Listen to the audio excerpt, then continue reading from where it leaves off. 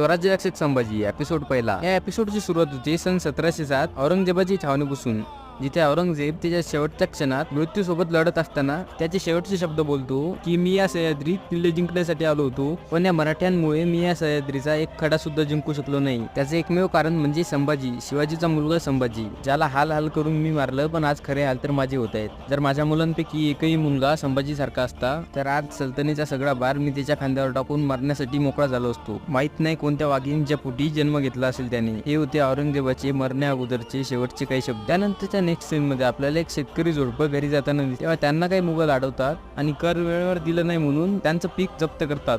तेवढ्यात तिथे एंट्री होती सई राणी साहेबांची, ज्यांची पालखी तिथूनच जात असती। तेव्हा सई राणी साहेब त्या गनिमांना चेतावणी देतात, यापुढे ही बदतमीजी सहन केली जाणार नाही। आणि राणीसाहेब गावकऱ्यांना स्वराज्य शपथेचे महत्त्व जाणून घ्यायला सांगतात। आणि त्यानंतर राणीसाहेबांचा मेहना